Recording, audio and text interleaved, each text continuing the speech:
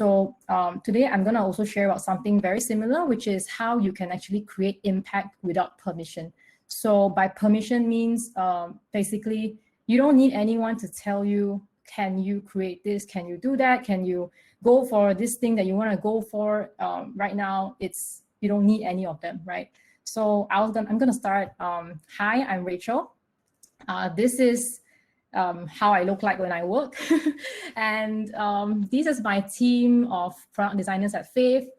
We have ex-Fave, Arvin, Archie, Esther, and myself. So these are the people that have supported me along the way since 1.5 years ago when I started off as a designer with no background.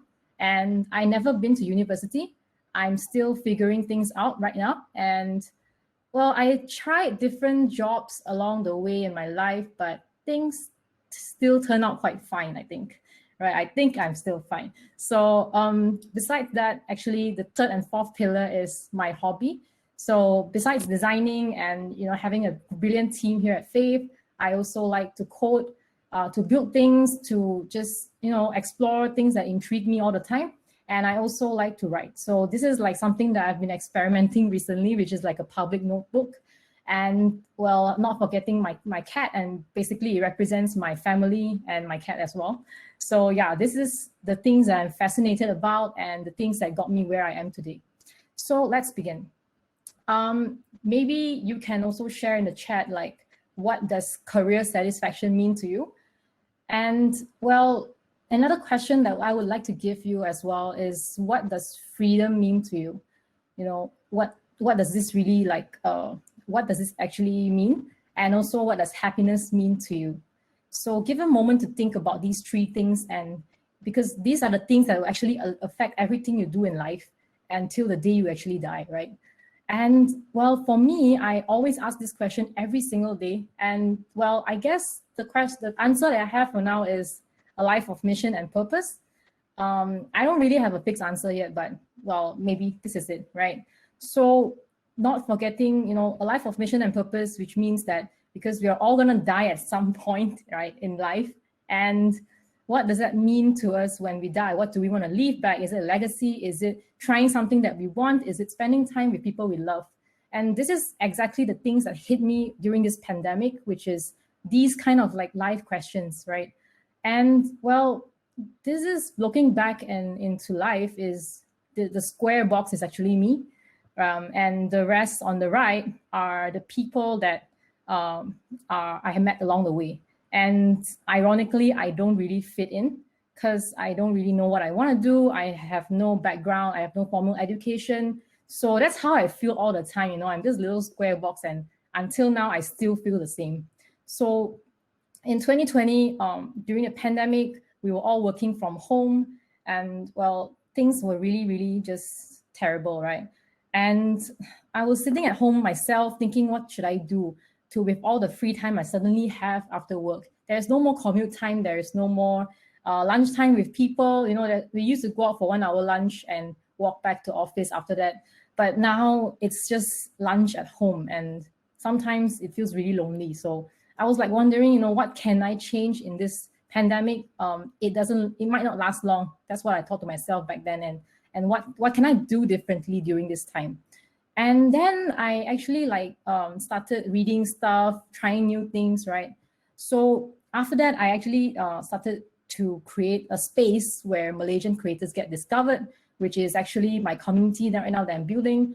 We are not big, we are not like phenomenal, but I guess it's just something that I'm trying to try it out of my comfort zone while I was still figuring things out during March, right? So yeah, let's hop into the journey of how I began this bizarre journey, right? So during the pandemic, I was bored. I read a few books, and the books told me to start ideating, start like writing down ideas in the shower, in the car, if before you sleep, So I created a Notion document of idea dumps, and basically it has all the ideas, the plans that I want to do. It can be anything like changing the world, but there's also some stuff that I just dump my idea there that maybe I just want to fix my lamp. And that lamp is really like annoying or stuff like that. So it's just like tiny UX problems that I have in my daily life, and I just write them down. So I bucket them into ideas, promising ideas, what am I building right now, and what's completed. So this is a screenshot taken back then. Right now they are moved to completed, some of them, so thankfully. But yeah, and during that time, I was like focusing on quantity over quality. So maybe you have related before, is that quantity actually leads to quality. What this means is, in design, in life, in ideation, when you try to perfect one single great idea, it doesn't really work out sometimes. Sometimes the way to go is to basically churn out like hundreds of ideas, as much as you can, crazy or not, let's decide later. And well, just do your best to find a pool of ideas first and distill them later and end up with the best idea that you could, and just refine it all the way. So this is what I actually tried with my product, Malaysians Who Make, is to just start off with a pool of ideas, jot them down, no judgment to myself, and treat it like a design process, right, as a designer. And I just started finding that, oh, okay, maybe I would like to try this idea out, right? So then I created a PRD. I pretended I'm the PM for my product. And yeah, I just went with the flow. It was really fun, right? It was after that I started designing, which is the thing that I like to do the best. And I limited myself to 2 hours to design this project, because I don't want to be stuck in a wheel where I just keep on designing and the product never gets built. So after 2 hours, I opened my code environment and started coding, right? And I had also, because I don't know anything about backend development, and my front-end development is also like, noob level. So I was like telling myself, let's try to go slow, and let's try Google Sheets as a content management system. So this is me with my mock data from Google Sheets and pulling data from the Google Sheets to the front end of the site itself, and just imagining like, just trying out things and learning. And well, I managed to make it work, I think. And at that time, you can see that this is the Google Sheet URL that I pulled from. And on the front end, it actually showed up. And actually, when this moment happened, I was like shouting in my own room. I was just like happy, so happy to the point that I don't know what to say. And I've never really felt this all the time. So I really cherish this kind of feeling. And it's not something very big, but it just lights up something in me, So yeah, after that, I was like, I think I really like what I'm doing. Let's keep going. And after that, I had a help from my friend, who is Vincent from last time he used to be on Fave, but right now he's in Touch and Go. So thanks to him, he mentored me to how to code properly, and with React and Tailwind as a CSS. And basically what happened was, after a few mentoring sessions from him, he helped out a little bit, like how do you refactor the code to make it better and stuff like that. So it really opened a whole new world of skill set for me. And then I started like getting more serious about this project. And while I was building this, I was actually building in public as well. So what I highly encourage you guys to do is also to build in public. Learn in public, build in public, just share everything in public on your preferred social media. It can be Instagram, it can be Twitter, it can be whatever you want, even Snapchat, it doesn't matter. It's just getting your idea out there, even at its infant stage, even though it might seem really small to you. It might be really like, I'm a designer, why should I code, right? Like there's a lot of imposter syndrome inside me, and I tried to let it go by doing it publicly. So when you do it publicly, people start coming to you, and in a good way, right? So what I do is, people will like a tweet, they will follow, they will read. And when actually I saw the results on the site itself, on the Google Sheet as a database, it was really motivating when people were telling me, messaging me like, hey, I really like what you're doing. And it just gives me a sense of like accomplishment that people actually appreciate, and it makes me want to do more, right? And the learning process just skyrocketed like that because of all these things I put myself out there in public. So after that, these are the things that I did to actually get people on the site, which I was like, let's find a few talented people that I want to feature on my site, and let's beg them to be on it. And if you don't want to be on it, I can help you fill out the details so that you can be on it, right? And after that, yeah, I reached out to these people, these are Malaysians. They are really talented Malaysian indie makers, which are people who actually code and build things themselves, or people who draw, right? So we have Zoe, Rizal, Henry, Kimberly, and Gaddafi, and also this guy from, I don't know what country this is, sorry, but he wanted to build the same thing for his own country. And actually my site was still at infancy stage, but people wanted the open source code so that they can do that themselves. So back then what I did was I open sourced the site. Right now, no, because of backend issues, but previously that was what I did. So basically sharing the code to everyone and let's do it together, you know. So yeah, after that, I did things that don't scale, which is begging one by one to be on the site. And I also reached out to Felix from ADP List. So if you don't know, adplist.org is actually amazingdesignpeoplelist.org. They are collaborating with InVision Design to actually help designers from all over the world to get a job. And also, if you need any portfolio reviews, any like mentorship, any questions, you can go on ADP List and just engage with any of these mentors. And these mentors are like world-class from all over the world. Just, you know, just give it a try. So what I did was I reached out to Felix, and he was kind enough to let me feature a few of his like Malaysian candidates on my site as well. So after that, there was a one-time partnership after that, and I started building the site. So after launching the site quietly, actually, because I was so afraid of people judging me, and this was what happened was I just shared like, hey, no, I just built this site on Indie Hackers, which is a place where, a forum where self-taught coders or developers actually like look in there. And I was like, let's try this and see what happens. So I was waiting for people to judge my site and, you know, scold or criticize or something, but it was not what I expected. People were actually quite helpful. And after that, this thing got like these public learnings caught me quite a lot of impressions for my tweet on the site. And it started generating more and more leads, basically people who wanted to sign up on the site. So then after that, I just kept going. So while doing all these marketing and publishing stuff, I also was improving the backend architecture of the site because I was really interested to learn how to code back then. So while doing that, I tracked my site one day and I was like, holy shit. Like there was like in the last 7 days, there were almost 1,000 page views.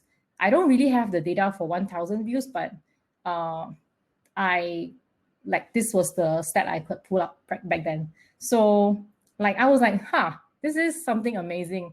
I never thought like a side project of learning how to code could become like that, because this is not what I intended in the first place.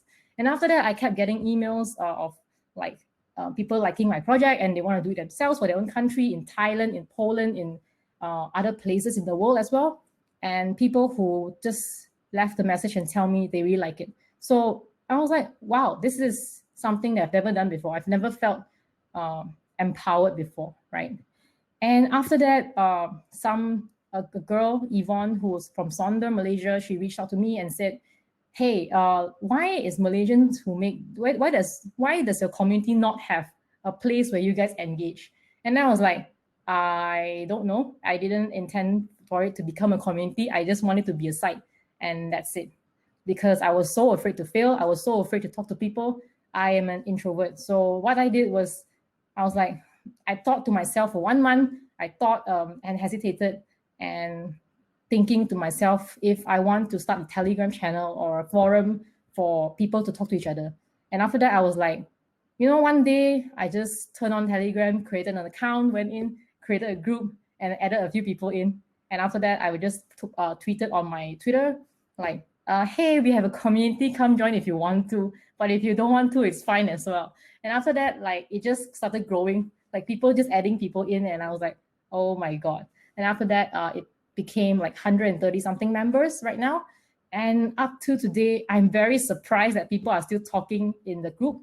They were learning from each other, sharing things that they've learned from finance, investments, coding, anything under the roof, right? And they're just having a good time without me interfering them.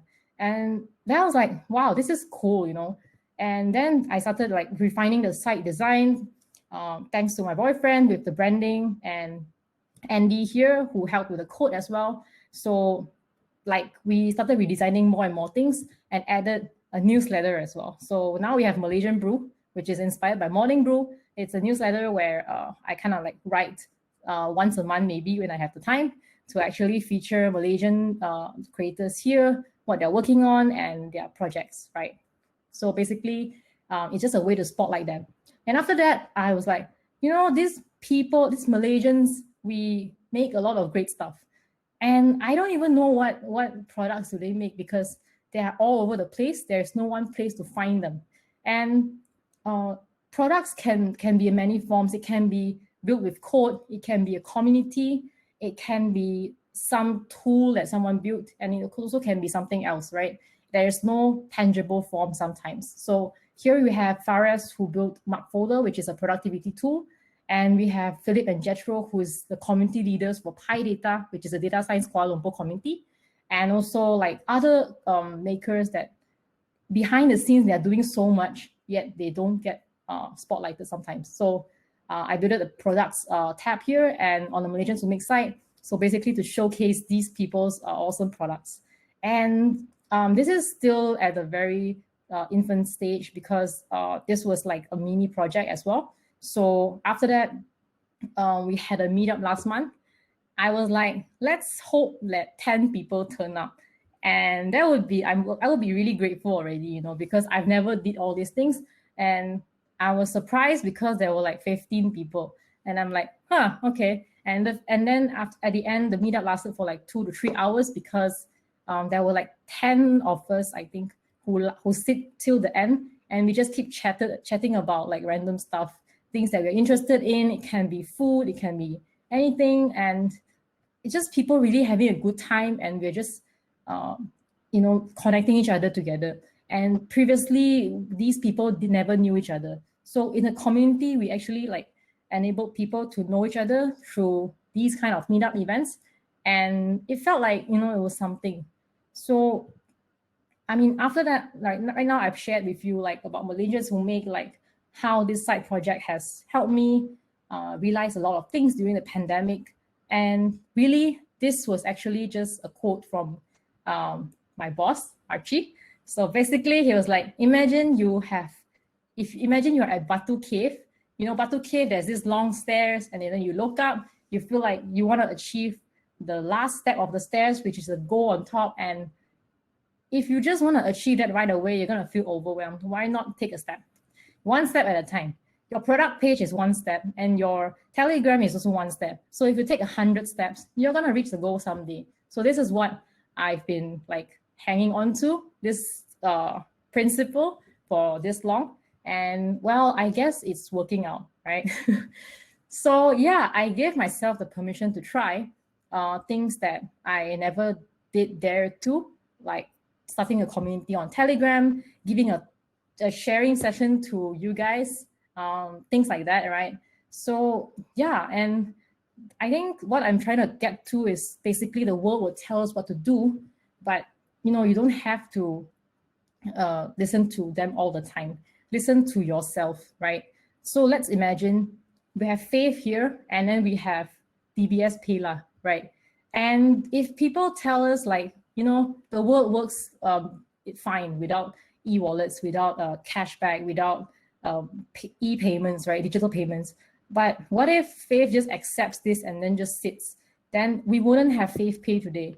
And if the world tells you like, you know, you're a bank, you gotta be boring, you gotta be like simple, like the other banks, because that's the best way to go, that's the safest way. And then there wouldn't be DBS, because DBS is like the best bank in Southeast Asia, I think. So basically what I'm trying to get at is like, don't settle for what people tell you to do, and just like think for yourself and see what's the best way to approach a problem. If the problem is can be solved, I mean, just try, right? So we also have a really great startup here called Flux in Malaysia. Some of you might not know it. It's basically a car subscription platform. And you can actually now own a car, like subscribing to Netflix and Spotify. And if Flux listens to the world that you can't subscribe a car, you gotta pay for the car interest, own a car, you know, get a loan, and you know, then there wouldn't be a startup like that. So these are the people who actually not believe in what people tell you to do and just go for it, right? And speaking of cars, when you pay at a petrol, you got to walk all the way to the counter and pay and then walk back in and pump your petrol. But what if you can just do it in your car? And while pumping a petrol, you can also earn rewards. So that's when Settle comes in, also a Malaysian startup where if everyone tells Settle to just not do that, they wouldn't have done it. So these are like startups who actually change how the way we deal with life. And it's a good thing, right? And what I'm trying to get at is also these startups have the power to change Malaysians' lifestyles, and you have the power to change the world as well. And change doesn't have to be big, you know? So, you don't have to go out and start a company right now. Don't go to SSM tomorrow, right? So let's try a bit of small steps. As designers, you might love sticky notes, Post-it notes. So a story about, the fun fact about this Post-it note story is basically this scientist from 3M, Dr. Spencer, when he didn't set out to invent Post-it note for the entire world to use. It wasn't his intention in the beginning. When he was starting out, he was like trying to invent some glue or something like that. And he accidentally invented a glue where it's not that sticky, but it kind of sticks. So it's like neither here nor there kind of glue. And like, I don't know how many years later, another of his scientists kind of like experimented with paper, with the glue. And it was like, this could be a Post-it note. And that's how sticky notes came about. So, they didn't set out to change the world, but they accidentally did at the end. And that's by doing something, right? When you try something, it's bound to succeed one day. And, everyone loves cookies, I hope. And these sticky, chewy chocolate chip cookies wouldn't have existed if this woman called Ruth was actually baking cookies at her home for her guests, and she couldn't find baker's chocolate. And she settled with this chocolate from Nestle somewhere in the kitchen and just experimented. She expected the cookie to turn out perfectly brown, perfectly chocolatey. And after that, when she's finished baking the cookie came out, she was like, oh, it's gooey and sticky and it's weird. It's like so messy. But when she tasted it, when the guests tasted it, it was like, that's pretty good. So that is how this kind of cookies just got like invented, right? It was also by accident.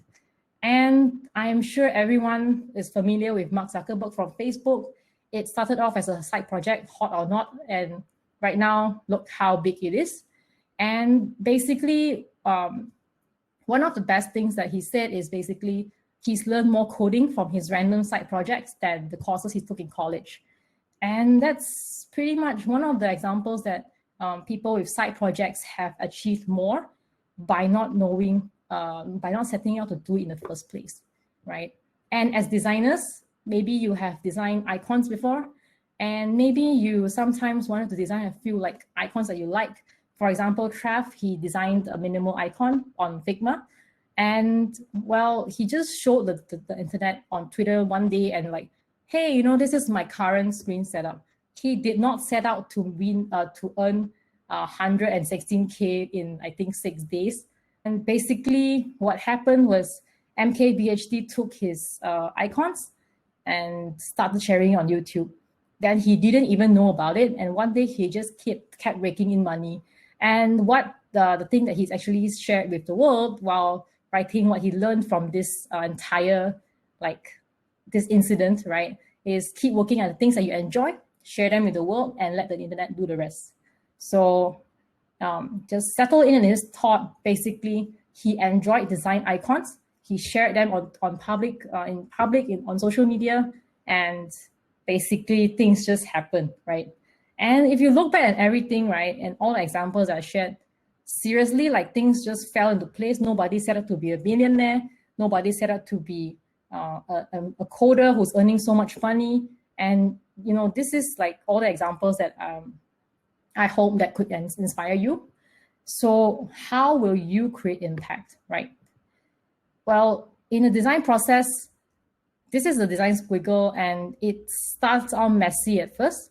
And things slowly get clearer as you progress in the design process after empathy, after testing, after prototyping, changing your designs, iterating, and repeatedly going through this process, right? Namely the design thinking process. And sorry to say that I don't have a solid process on how do we achieve like impact.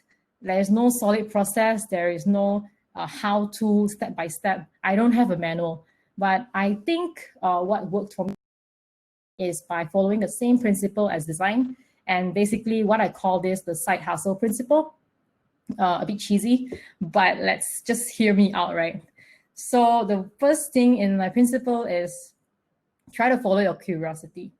What ticks you? What makes you tick?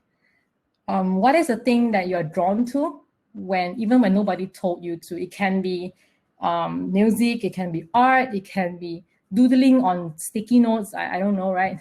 It can be anything, right? If you like to draw, just keep drawing and well, focus on your why as well, not your how. So think about what you're trying to achieve. Why do you want to do this? Maybe there's a purpose that you want to achieve with what you're doing, what you're curious with, right? And the solution can come later. So similar to building a product, designing a product, we don't build a product for people to pay. We don't design a product just for you to make cashless payments so that it's safe for you. But the why behind this is we want to give you convenience and reinvent how you're paying your coffee, how you're able to earn rewards while paying for your coffee. And that's the byproduct of your why. So once you achieve focusing on your why, try creating often, right? Creating often means if you like drawing, you think that your why for drawing is you want to inspire people to draw more. It can be because you just simply feel happy drawing. And it can be, you just really enjoy doing this. So just keep doing it, right? Like, even though you're not good at it, but you're curious and you know what's your why, then just create. Don't care about like whether your drawing sucks or not, because sometimes the only people who are judging you is yourself and no one else judges you, right? And well, because you create often, and that's when you can actually also share your work. So don't just create and create and create public and private. Start sharing your work as well. Basically, sharing in public in any platforms that you like, that you feel comfortable with. Because once you share the work, you're able to share joy with people as well. And share your behind the scenes process as well. Don't just share a perfect masterpiece, because oftentimes people are actually intrigued by the process that you arrive at your art, and not the finished art itself. So by sharing your work, you are getting yourself out, putting yourself out there. You're overcoming your fear of failure. You are actually sharing joy with others. And actually, what happens is also people will give you feedback. Like, hey, I really like the way you put these colors on your art. And that's when you feel like, I really feel motivated to keep going. And then you have to feel empowered to go keep on experimenting with different colors, experimenting with different design styles. And that's when things just start falling into place. And follow your curiosity, focus on your why, create often, share your work, but most importantly, put your mental health first, right? It can be really hard during this pandemic, even though there's a vaccine now, but we don't know when this is gonna end. And we don't know if anything's gonna happen in future as well. I don't even know what's gonna happen tomorrow, right? And basically, these are the principles that got me here so far. I'm still fumbling. I'm still messed up sometimes, but like what I want to achieve in 2021 is basically to have more joy through creation. And I hope you will actually do the same, right? So sharing this quote on my wall, which is there actually, is the thing that makes you happy. Yes, do that. So this is what I wake up to every single day. And the thing that you're trying to create doesn't have to make money all the time. It's not about money. The money will come when you actually started creating, started building, and you actually find a way. You don't have to set out all the way to just earn money. There are accidents that will happen. So for example, in my community, I meet a lot of people that I never knew existed in Malaysia. I met a lot of interesting minds who are willing to exchange ideas. I met people who kept me accountable, who exchanged ideas with me when I was lost, and people who I can go to get advice all the time. They never let me down. And this is what the side project actually brings you, right? So I encourage everyone to actually start discovering, following a curiosity. Ask yourself what you want to achieve. What does career satisfaction, freedom, and what does happiness mean to you as a human being? And besides your full-time job, you're more than just a job title, right? You can be a designer, you can be an artist, you can be a coder, but let's face it, we're all human beings. We are more than what we are told to do. And the only way that you are able to do more than what you're told to do is actually to create a side project for yourself, creating for yourself and for your own joy. So a side project can also benefit your full-time job, vice versa, and it's a win-win situation, seriously. And just now, you guys have already created a Christmas town in Figma, and I'm sure that as human beings, we all have more skills than just Figma skills, right? You can have any skills under the radar. You can be creating art. It can be, maybe you make the best chicken rice in the world, right? Think of how these skills you have can actually cross with each other. If you like food, maybe try using Figma to create food art. I don't know, like GIFs, memes, whatever. Just create things that make you happy, that aligns with your own principles. And well, if you're waiting for permission to create something today, permission is granted, not from me, but because you allowed yourself to create the things that you want to create. So yeah, ask yourself, what would you create today, right? Thank you. And this is the side project that I've been working on. And yeah, feel free to visit if you want to. Thanks.